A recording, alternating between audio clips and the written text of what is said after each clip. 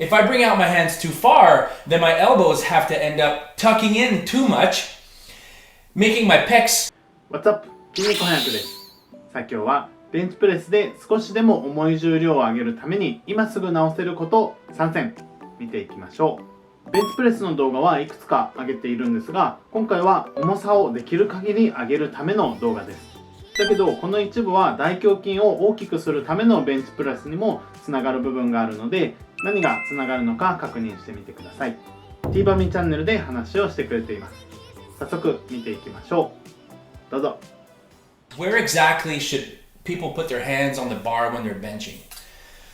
So for the sake of this video, we're only going to talk about bench pressing for strength, not for maximum muscular contraction. Just really moving the bar from point A to point B as heavy as possible. The main difference between where people should put their hands depends on a bunch of different factors. The length of their arms, width of their shoulders, length of their clavicle, distance between both acromions, whether they're pec dominant, tricep dominant. Now, all that is true. It's very important. But this is the most simple way I found to coach somebody and teach somebody where exactly to put their hands on the bar. Now, there are two things to remember when we're training the bench press for strength. Number one, we want to minimize the range of motion as much as possible. Number two, we want to get as many muscles involved in the movement as possible.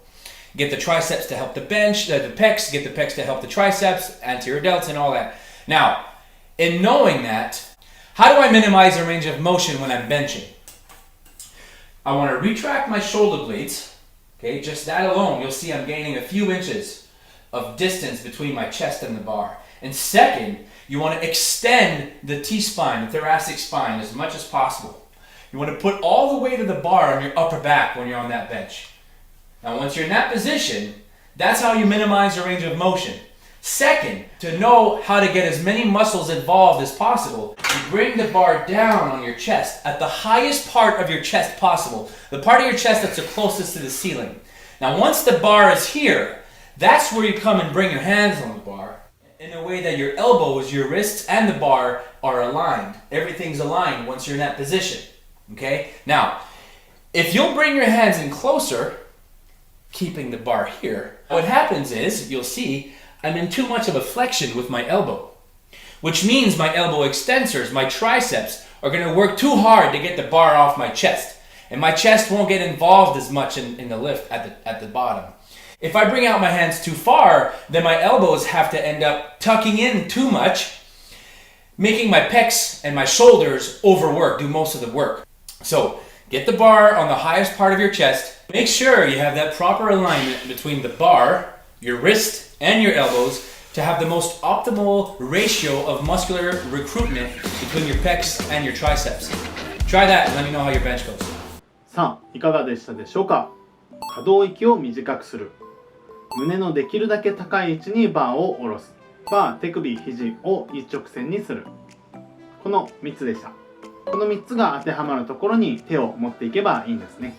また最後のバー、手首、肘を一直線にするっていうのは筋肥大目的でも当てはまりますね。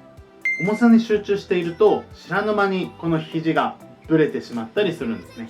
そうなると肩や肘などの関節に負担がかかって怪我の原因にもなってしまいます。なのでその点からも注意が必要です。